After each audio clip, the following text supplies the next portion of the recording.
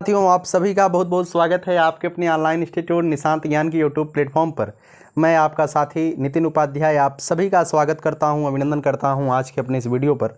मित्रों, आज जो है आप लोगों के विशेष मांग पर 60 नोट्स वीडियो जो मेरा जा रहा था, आप सभी लोग कह रहे थे कि वैसे तो आज बता दूं गणित की क्लास इस वजह से मुझे आप करनी पड़ी क्योंकि मेरे यहाँ लाइट नहीं थी और बिना लाइट के हम फेस वाली वीडियो बना नहीं सकते हैं।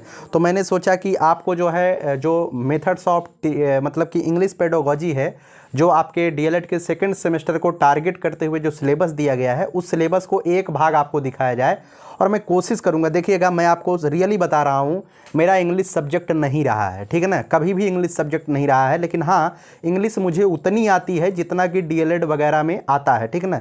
तो मैं एक प्रयास आपके लिए कर सकता हूं। बाकी आप बताइएगा कंटेंट आपको कैसा लग रहा है। हम एक चीज़ की गारंटी आपसे ले सकते हैं अभी फ़िलहाल के लिए, तो मैं तो जो पेडागोजी वाले सिस्टम है उसे मैं जो है इस स्क्रीन वाली वीडियो में आपको बताऊंगा, और जो नाउन प्रोनाउन या जहां से आप परीक्षा पास करेंगे वो चीज़ मैं व्हाइट बोर्ड पर लाके रख दूंगा, ठीक है ना।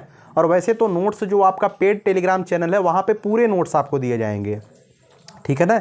लेकिन जो परीक्षा ओरिएंटेड होंगे, जो ऐसे होंगे जिसे कहा जाता है हाईलाइटेड टॉपिक, तो वहाँ के जो हाईलाइटेड टॉपिक होंगे जहाँ से क्वेश्चन आपकी परीक्षा में आएंगे, उसे हम व्हाइट बोर्ड पर बहुत ही बेहतरीन तरीके से कराने वाले हैं, ठीक है ना।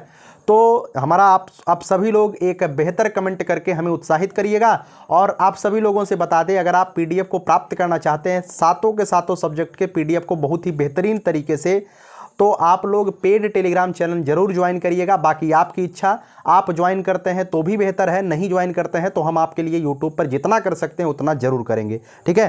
तो चलिए, आज पहली क्लास है और पहला ही पीडीएफ है इंग्लिश पेडागोजी का या इंग्लिश शिक्षण का आपके लिए, ठीक है ना।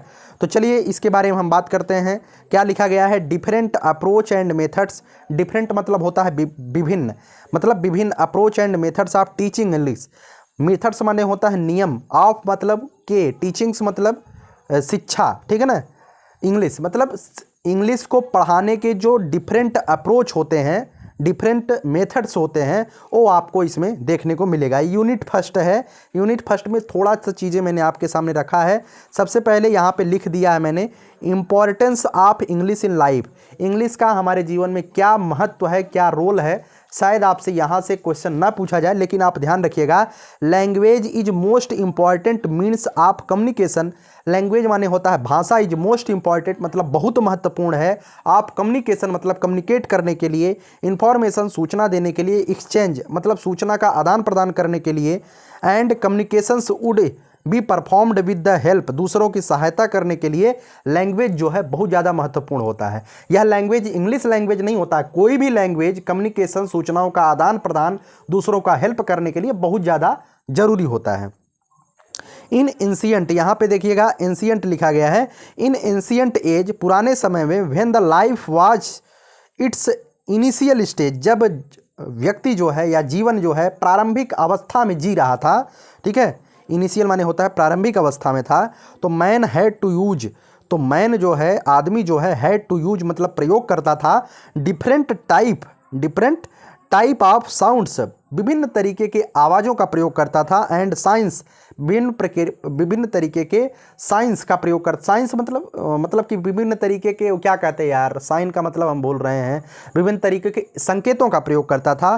टू अट्रैक्ट मतलब आकर्षित करने के लिए, एनीवन्स अटेंशन, दूसरे के ध्यान को आकर्षित करने के लिए विभिन्न तरीके के साइंस का प्रयोग करता था, विभिन्न तरीके के संकेतों का प्रयोग करता था, विभिन्न तरीकों के आवाज़ों का प्रयोग करता था जब उसके पास भाषा नहीं होती थी, ठीक है ना।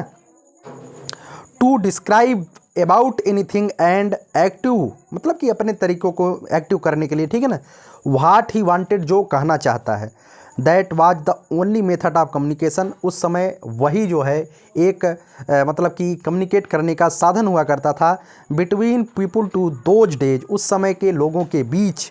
The word language itself is means to speech, ठीक है ना। Speaking in unique good gift, अर्थात जो हमारे बीच जो है बोलने की शक्ति ईश्वर ने दिया, वह जो है बहुत ही बेहतरीन था, गॉड गिफ्ट है मैन के लिए। अभी आप देखिए, केवल आदमी ही बोल पाता है, क्या बैल बोलते हैं? नहीं बोल पाते हैं। वे अपने सूचनाओं का आदान प्रदान शायद उनकी भाषा अलग होगी, लेकिन भाषा है ही नहीं। वो अपने सूचनाओं का आदान प्रदान अपने भावों से करते हैं। आज हमारे बीच जो भाषा आ चुकी है वो बहुत ही बेहतरीन है। ठीक है, चलिए आगे बताते हैं। विच डिस्गिस्ट हिम फ्रॉम एनिमल्स, मतलब जो कि हमें जो है थोड़ा सा जानवरों से विभिन्न करती है, जानवरों से बेहतर बनाती है, भाषा ही है। इतना तो आप समझ लीजिएगा।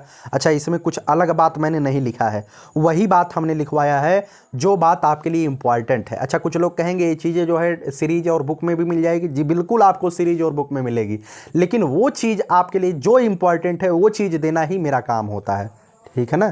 थोड़ा सा मैंने वर्तमान भारतीय समाज एवं प्रारंभिक शिक्षा का जो पीडीएफ मैंने दिया थोड़ा सा ब्रॉड हो गया, उसके लिए मैं सॉरी आपसे कहता हूं। लेकिन आगे के जो पीडीएफ आपको दिए जाएंगे वो बहुत शार्ट दिए जाएंगे। वो इस वजह से ब्रॉड हो गया क्योंकि वो 50 नंबर का है और मैं रिस्क नहीं लेना चाहता हूं कि कोई भी चीज़ आपको उस पीडीएफ से बाहर मिल जाए, है ना। ये मेरा पहला प्रयास है कि मैं कुछ आपके लिए पेड किया हूँ तो उसका एक सार्थक जो होता है, सार्थक मतलब कि सार्थकता मुझे मिलनी चाहिए। ऐसा ना हो कि बाद में बच्चे आकर के हमें गाली दें, इस वजह से वो थोड़ा सा बड़ा हुआ।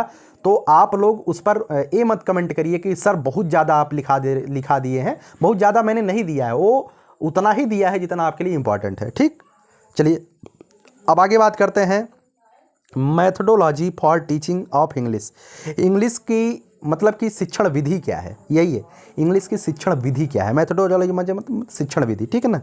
द ओरल मेथड्स, यहाँ पे मैं थोड़ा सा आपको डिस्क्राइब करके बता देता हूँ। वैसे आप अगर थोड़ा बहुत भी जानते होंगे तो सब डिस्क्राइब करने की मुझे आवश्यकता नहीं है, लेकिन शायद कुछ लोग ना जानते हो। ओरल मतलब होता है मौखिक। मौखिक मेथड्स माने नियम, needs of audio visual radio and television. मतलब कि जो पहले के ज़माने में हम क्या ऐसे बोलते थे, ओरल बोलते थे, मौखिक बोलते थे। लेकिन ओरल अब ज़रूरी नहीं है, यह आवश्यक हो गया है कि ऑडियो विजुअल रहे, अर्थात दिखाई भी दे और सुनाई भी दे। रेडियो के माध्यम से, टेलीविज़न के माध्यम से, पार्ट ऑफ डेली टीचिंग। यह जो है आज की डेट में मौखिक ही नहीं अपितु audio visual radio and television आज की डेट की टीचिंग का एक महत्वपूर्ण जो है शिक्षण विधि हो गया है। ठीक है ना। बट लैक ऑफ मटेरियल, लेकिन मटेरियल की कमी की वजह से, लैक माने कमी की वजह से, ओवर क्राउड इन क्लास में अधिक ज़्यादा संख्या होने के कारण, रूम एंड अंडर क्वालिफाइड मतलब कि छोटे क्लास में ज़्यादा बच्चे होने के कारण, अंडर क्वालिफाइड टीचर मतलब ऐसे टीचर जो प्रशिक्षण कभी लिए ही नहीं हैं, वह भी जो है प्राइवेट विद्यालयों में पढ़ाते हैं। Several problems in way of oral teaching, अर्थात वो जब ओरल टीचिंग करते हैं ना, उनके पास मटेरियल की कमी होती है, वो केवल अपने मुख से प्रवचन वाली टीचिंग करते हैं, तो उसमें जो है बहुत ज़्यादा प्रॉब्लम्स आती है। इन वे ऑफ ओरल टीचिंग मतलब मौखिक शिक्षण में बहुत ज़्यादा प्रॉब्लम्स आती है। मदर टंग माने होता है मातृभाषा, इज बीइंग यूज्ड किया जाता है मतलब प्रयोग किया जाता है एक्सटेंसली एंड द ट्रांसलेशन मेथड। मातृभाषा का प्रयोग बहुत ज़्यादा मात्रा में जो है हम एक्सटेंसल करते हैं, मतलब कि बहुत ज़्यादा मात्रा में ट्रांसलेट करने के लिए प्रयोग करते हैं। कुछ जिनकरा ट्रांसलेट करने के लिए प्रयोग करते हैं, अर्थात समझ सकते हैं कि हम किसका प्रयोग करते हैं, ट्रांसलेट करने के लिए मातृभाषा का प्रयोग करते हैं। जैसे कि आपको मैं बता दूं, अभी मैं बाइलिंगुअल मेथड पढ़ाने वाला हूं, द्विभाषीय पद्धति पढ़ाने वाला हूं, जो कि आपके लिए इंपॉर्टेंट होगा। उसकी मैं यहाँ पे परिपाटी मतलब कि पृष्ठभूमि आपको बताता हूं। देखिएगा, जब बच्चा विद्यालय जाता है तो उसके पास जो है ऐसा नहीं है कि वो एकदम कोरा कागज़ होता है, जी नहीं, वो कोरा कागज़ नहीं होता है। बच्चा जब विद्यालय पहुंचता है तो उसके पास उसकी क्या होती है, उसकी मातृभाषा होती है। उसकी मातृभाषा उसके साथ होती है, कई हजार शब्द लेकर के बच्चा विद्यालय पहुंचता है। आपको बच्चे को मातृभाषा नहीं सिखानी होती है। बच्चा जब विद्यालय जाता है तो विद्यालय के माहौल से उसे एक लक्षित भाषा सिखाई जाती है। लक्षित भाषा क्या होती है, शायद आप बच्चे को इंग्लिश सिखाना चाहते हो, शायद आप बच्चे को संस्कृत सिखाना चाहते हो, लेकिन बच्चा जो है इंग्लिश और संस्कृत से तो परिचित है नहीं। बच्चा अपनी मातृभाषा हिंदी से परिचित है, क्योंकि आप उत्तर प्रदेश के निवासी हैं और उत्तर प्रदेश का हर एक बच्चा हिंदी जानता है। तो इंग्लिश उसके लिए कैसी भाषा हो जाएगी, तो इंग्लिश उसके लिए लक्षित भाषा हो जाएगी। हम द्विभाषीय पद्धति में क्या पढ़ेंगे, अभी मैं बढ़ाऊंगा। द्विभाषीय पद्धति में हम पढ़ेंगे कि हिंदी से हम इंग्लिश कैसे बनाते हैं और कितना इफेक्टिव होता है ना। यही है कि यहाँ पर देखिएगा, used in English language with mother tongue, मतलब कि हम इंग्लिश जो लैंग्वेज यूज करते हैं ना, वो बिना मातृभाषा के प्रयोग नहीं कर सकते हैं। पहले हम उसे क्या देते हैं, जैसे देते हैं वह जाता है, फिर लिखते हैं ही गोज, ही माने वह, गोज माने जाता है। लेकिन बच्चा क्या अर्जन किया है, बच्चा तो सीख कर आया है कि वह जाता है, लेकिन हम उसे सिखाते हैं लक्षित भाषा के तौर पे ट्रांसलेट करना, ही गोज, है ना। देयर मस्ट बी ऑटोमेटिक, देखिए यहाँ पे क्या लिखा गया है, there must be automatic and spontaneous teaching system. यह जो है सहज, स्पॉन्टेनियस माने होता है सहज शिक्षण के लिए जो है बहुत ज़्यादा ज़रूरी होता है। ऑटोमेटिक आप समझ सकते हैं यंत्रवत तरीके से, जो मतलब कि इंग्लिश होता है, इंग्लिश को सिखाने के लिए मातृभाषा जो है यंत्रवत तरीके से और सहज रूप में ज़रूरी होता है। बिना मातृभाषा के आप इंग्लिश नहीं सिखा सकते हैं बच्चे को, ठीक है ना, क्योंकि इंग्लिश उत्तर प्रदेश के बच्चों के लिए द्वितीय भाषा है, वो लक्षित भाषा है, ठीक है ना। आज जो कि आपके लिए इम्पॉर्टेंट है, मैं आपको बताऊंगा बाइलिंगुअल मेथड क्या होता है। देखिएगा, हो सकता है कि मेरी बातें शायद आपको थोड़ा कम समझ में आ रही हैं, लेकिन समझने का प्रयास करेंगे तो मैं अपनी तरफ से पूरी प्रयास करूंगा कि आप समझ जाएं। और निश्चित रूप से मैं PDF इस तरीके से बनवा रहा हूं, अगर आपको कोई चीज़ नहीं आता है, किसी चीज़ की मीनिंग नहीं पता होती है, हमें भी बहुत ज़्यादा इंग्लिश की मीनिंग नहीं पता होती है, हम भी जो है गूगल करके देख लेते हैं, तो आप भी कोशिश करिएगा जो आपको समझ में नहीं आता। देखिए भाई, सीखना है आपको, है ना, मुझे नहीं सीखना है, परीक्षा आपको देनी है, मैं सिखाने का प्रयास करूँगा। जो चीज़ें मैं यहाँ पे एक्सप्लेन, जैसे कि कुछ चीज़ें मैं एक्सप्लेन नहीं कर पाऊँगा तो आप उसे देख लीजिएगा क्या होता है इसकी मीनिंग। मैं वैसे तो प्रयास में तैयार करके ही आया हूँ। देखिए फिर से मैं बता दूं, मैं इस भाषा में निपुण नहीं हूं, लेकिन मैंने प्रयास कर रहा हूं। तो आपको जो चीज़ें नहीं आती है, देखिए मैं कोई भौकाल नहीं मारता हूं, ठीक है, जो मेरा सब्जेक्ट है CTP वगैरह वो मेरा है, लेकिन ये थोड़ा सा मेरे लिए हो सकता है कि अलग हो, लेकिन प्रयास हमारी तरफ से है। जो चीज़ें मैं छोड़ दे रहा हूं, जैसे किसी चीज़ की मीनिंग नहीं आपको दे रहा हूं, तो उसे आप गूगल करिएगा इसका मतलब क्या होता है, और बहुत ही साधारण भाषा में मैंने लिखाने का प्रयास किया है।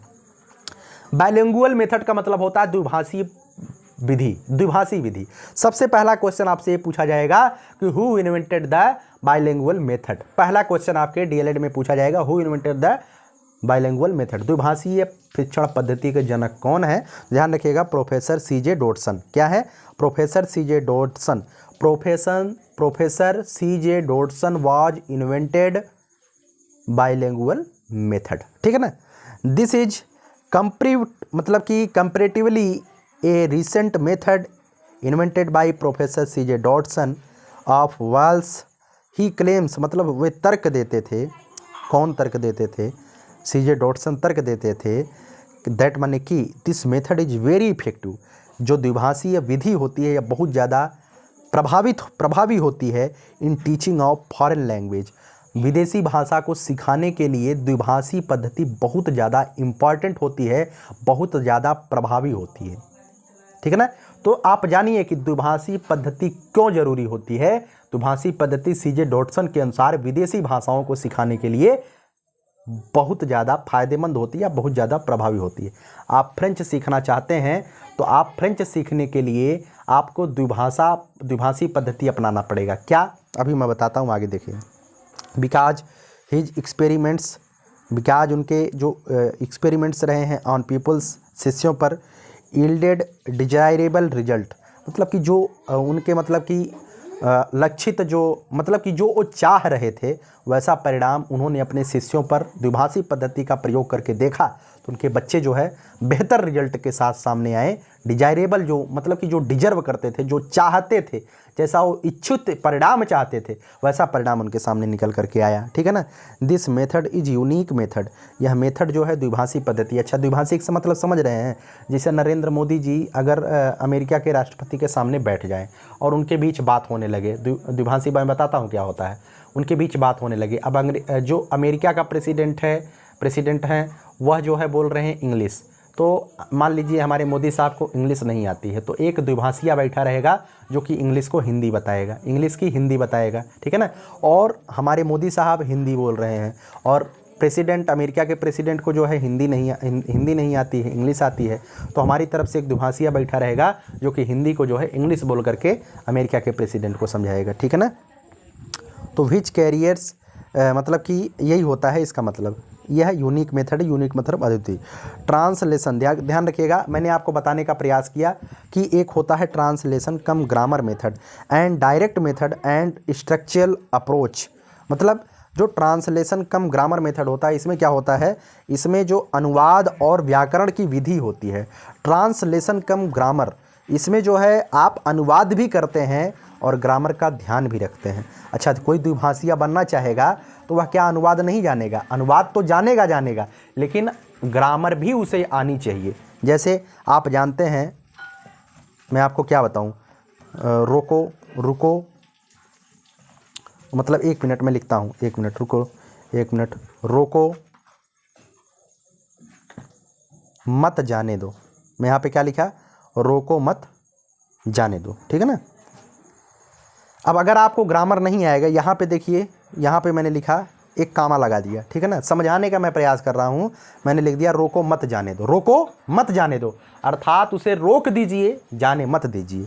अब यहाँ से मैंने कॉमा हटा दिया, हो जाएगा रोको मत जाने दो, यार रोको मत, उसे जाने दो, है ना। तो समझ रहे हैं कि व्याकरण भी आनी चाहिए द्विभाषियों को और ट्रांसलेशन भी आना चाहिए। इसी वजह से इस मेथड को कहा गया ट्रांसलेशन कम ग्रामर मेथड, ठीक है ना, समझ रहे हैं, और समझाने का मैंने प्रयास किया।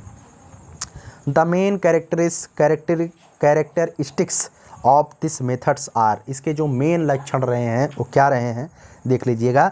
Sentence is the unit of teaching, जो वाक्य होता है वह वाक्य ही तो ऐसा होता है ना, जो कि शिक्षक, मतलब कि जो शिक्षण होता है, जो कि टीचिंग्स होती है, जो आप पढ़ाना चाहते हैं, उसके लिए एक यूनिट का काम करती है। अच्छा, हिंदी में आप पढ़े होंगे कि भाषा की सबसे सार्थक इकाई क्या होती है, तो आप जानते होंगे कि भाषा की सबसे सार्थक इकाई क्या होती है, बताइए। भाषा की सबसे सार्थक इकाई शब्द होती है कि नहीं होती है?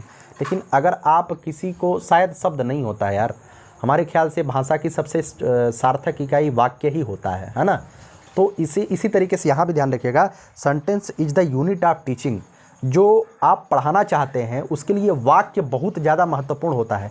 बिना वाक्य के, है ना, जो आपके सामने वाक्य है, बिना वाक्य लिखे आप किसी चीज़ को, आप अपनी भाषा को जो है आप किसी को सामने मतलब कि डिस्क्राइब नहीं कर सकते हैं, ठीक है। चलिए, यहाँ पे क्या लिखा गया है, राइगोरस प्रैक्टिस। राइगोरस का मतलब होता है यार, राइगोरस का मतलब होता है कठिन, ठीक है ना। कठिन practice is done in sentence patterns, जो प्रैक्टिस होता है, अगर कोई सेंटेंस आपको समझ में नहीं आता है तो आप अगर कठिन परिश्रम करेंगे तो निश्चित रूप से आप उस सेंटेंस को समझ पाएंगे और उस सेंटेंस पे पकड़ बना पाएंगे, ठीक है ना।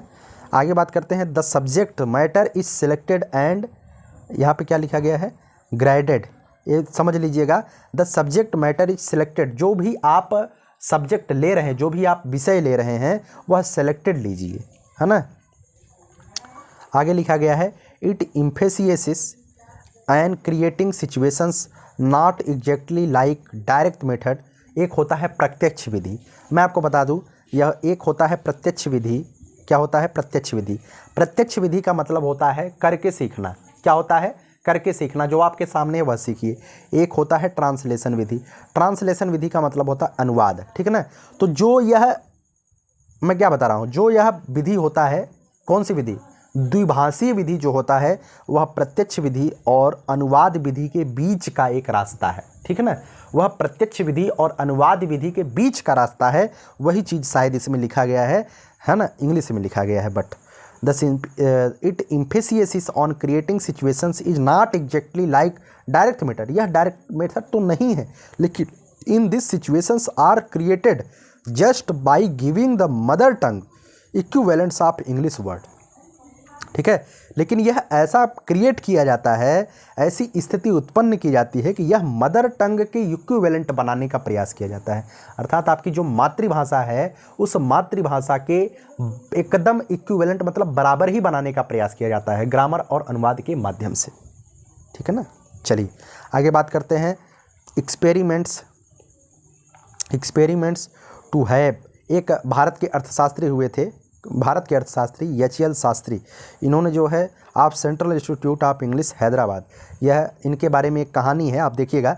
एक भारत के अर्थशास्त्री हुए थे, उन्होंने अपने बच्चों पर इसका प्रयोग किया था। क्या प्रयोग किया था? वो प्रयोग आपके सामने है। ये कहाँ के थे? सेंट्रल इंस्टीट्यूट इंग्लिश है जो है वो हैदराबाद का, वहाँ के थे, ठीक है ना। तो कंडक्टेड एंड एक्सपेरिमेंट्स, एक एक्सपेरिमेंट्स किया था। He divided student of 4th class, वह इन्होंने कक्षा 4वीं के बच्चों को जो है 2 ग्रुपों में बांट दिया था। वन ग्रुप आप टॉट बाई बाइलिंगुअल मेथड, एक ग्रुप को बाइलिंगुअल मेथड से पढ़ा रहे थे द्विभाषी विधि से, other groups is taught by direct method, और दूसरे को जो है प्रत्यक्ष विधि से पढ़ा रहे थे। अब प्रत्यक्ष विधि मैंने आपको बताया जो सामने है वही सिखा दिया जाए, और एक को बाइलिंगुअल मेथड से पढ़ा रहे थे, है ना। प्रत्यक्ष विधि का मतलब मैंने आपको बताया, प्रत्यक्ष मतलब यार जो सामने है, जो कर देख रहे हैं बच्चे वही सीखेंगे, है ना। और बाइलिंगुअल विधि में क्या है कि कोई भी भाषा आप इंग्लिश ट्रांसलेशन और ग्रामर के माध्यम से सिखाएंगे। तो इन्होंने 2 विधि में बांटा, एक ग्रुप बनाया जो डायरेक्ट मेथड वाले बच्चे थे, एक विधि बनाया जो बाइलिंगुअल मेथड वाले बच्चे थे, उन्हें सिखाया। इट वाज फाउंड, उन्होंने पाया, क्या पाया भैया, उन्होंने पाया कि the bilingual method group learn to speak 23 sentences while the direct method group learn to, मतलब कि जो बाइलिंगुअल मेथड पढ़ रहे थे उन्होंने 23 सेंटेंस पढ़ लिया, ठीक है ना, 23 सेंटेंस याद कर लिया। बल्कि जो डायरेक्ट मेथड से पढ़ रहे थे उन्होंने मात्र 14 सेंटेंस ही ध्यान कर पाया, ठीक है ना। द एवरेज स्कोर जो आया है ना of bilingual methods group was 44% against the 52% of direct method group, अर्थात 64% बच्चा जो है, जो उन्होंने निकाला, 64% बच्चा जो है बाइलिंगुअल मेथड से बढ़िया कर पाया, और 52% बच्चा डायरेक्ट मेथड से बढ़िया कर पाया, अर्थात bilingual method is the best of direct method, ठीक है ना। चलिए, उम्मीद करता हूँ direct method, bilingual method, HL. Shastri ने जो किया आप उसे समझ रहे हैं, हिंदी के माध्यम से समझ गए। अब अगर आपको लिखना पड़ेगा थोड़ा बहुत जोड़ करके लिख दीजिएगा, इतना तो आपको आता ही है ना। मुझे लिखना होता तो मैं लिख देता, भले ही गधा हूँ इंग्लिश में, लेकिन इतना लिख देता, है ना। आगे मैंने लिखा है मदर टंग, मातृभाषा equivalent of English word are told to the class. जो मदर टंग मतलब कि मातृभाषा होती है ऑफ इंग्लिश वर्ड्स, जो इंग्लिश वर्ड होते हैं, जो मातृभाषा होती है, हम बच्चों को इसमें बताया गया है ना, वास्तविकता है। तो इस शब्द का अर्थ यही है कि मातृभाषा में जो आपकी मातृभाषा होती है, उस मातृभाषा का अर्थ जो आप कक्षा 4वीं 5वीं में आप पढ़े होंगे तो आपको पढ़ाया जाता था डे, DAY, डे मीन्स दिन, NIGHT नाइट, नाइट मीन्स रात। तो यही होता है कि आप अगर फॉरेन लैंग्वेज सिखाना चाहते हैं तो मातृभाषा को पहले, मातृभाषा का अर्थ, एक शब्द का अर्थ आप इंग्लिश में सिखाइए, या जो भी आप सिखाना चाहते हैं फ्रेंच वगैरह उसमें सिखाइए, ठीक है ना। तो उम्मीद करता हूँ आप समझ गए होंगे। थोड़ा सा मेरी बातों में अगर आपको उत्साह नहीं दिखाई दे रहा हो तो आप समझ लीजिएगा मुझे थोड़ा सा बुखार है, और बुखार में अंदर से ऐसी फीलिंग आती है, हम बोलने का प्रयास करते हैं लेकिन थोड़ी सी सुस्ती रहती है। मेरे अंदर उतना उत्साह नहीं रहा, लेकिन एक पहली क्लास थी इंग्लिश की, मैंने प्रयास किया है। यह प्रयास कैसा लगा आप लोग ज़रूर बताइएगा। बाकी हम आगे और भी बेहतर करने का प्रयास करेंगे अपनी तरफ से, है ना, और आपको सिखाने का प्रयास करेंगे। यार इंग्लिश आपकी कितनों भी कमज़ोर हो, मैंने अगर आपको कहा यार पास करवा देंगे ना, तो कोशिश करेंगे यार पास हो जाओ आप लोग, है ना। चलिए, बहुत बहुत धन्यवाद। बाइलिंगुअल मेथड एक बार आप इसे रट लीजिएगा। मैं इसका PDF फ्री ऑफ कास्ट आपको जो है टेलीग्राम ग्रुप और टेलीग्राम चैनल पे डलवा दूंगा। अगर आप नहीं ज्वाइन किए हैं फ्री वाला टेलीग्राम ग्रुप और चैनल, तो मैं यहाँ पे दे दूंगा डिस्क्रिप्शन बॉक्स में लिंक, आप उसे ज्वाइन कर लीजिएगा। और अगर आप सारी PDF को प्राप्त करना चाहते हैं तो आपको पेड टेलीग्राम चैनल ज्वाइन करना पड़ेगा, वो मेरी मजबूरी है, मैंने पेड किया है उन चीज़ों को, तो आपको पेड टेलीग्राम चैनल ज्वाइन करना पड़ेगा आपको। वह भी, उसका भी लिंक मैं डिस्क्रिप्शन बॉक्स में दे दूँगा। यह सभी जो है, जैसे कि 1-2 PDF आपको मैं फ्री दे पाऊंगा, उससे ज़्यादा नहीं, और सभी चीज़ें आपको जो है पेड टेलीग्राम चैनल पे मिल जाएगी, ठीक है ना। चलिए, कैसी लगी वीडियो ज़रूर बताइएगा, और आगे मैं आपके लिए बेहतर करूं उससे पहले यही होगा कि मैं वाइट बोर्ड पर जो भी आपके पढ़ाने वाला कंटेंट होगा मैं वाइट बोर्ड पर पढ़ाऊँगा, और जो टीचिंग्स वाले सब्जेक्ट होंगे इसे मैं डिजिटल बोर्ड पर पढ़ा सकता था, लेकिन अभी मेरे पास तो है नहीं कि डिजिटल बोर्ड पर आपको पढ़ाऊँ, लेकिन कोशिश कर रहा हूँ बेहतर करने का। देखिए, हर इच्छा आगे, हर इच्छा ही है, जो ईश्वर चाहेंगे वही होगा। अपनी तरफ से हम कर्म करते रहेंगे, प्रयास ही एकमात्र विकल्प है। जो कुछ होगा प्रयास से ही होगा, बिना प्रयास के कुछ संभव नहीं है। तो मैं अपनी तरफ से प्रयास ही कर रहा हूँ, बाकी आपकी इच्छा, आप लोगों का दिल, आप लोग कितना सपोर्ट करते हैं, क्या करते हैं, वो भविष्य तय करेगा, ठीक है ना। बहुत बहुत धन्यवाद। अंत में अपनी लाइन जरूर बोलूँगा, यही जज्बा रहा तो मुश्किलों का हल भी निकलेगा, जमी बंजर हुई तो क्या वहीं से जल भी निकलेगा। न हो मायूस न घबराई अंधेरे से मेरे साथी, इन्हीं रातों के दामन से सुनहरा कल भी निकलेगा। बहुत बहुत धन्यवाद। Love you all. नमस्कार। जय हिंद, जय भारत।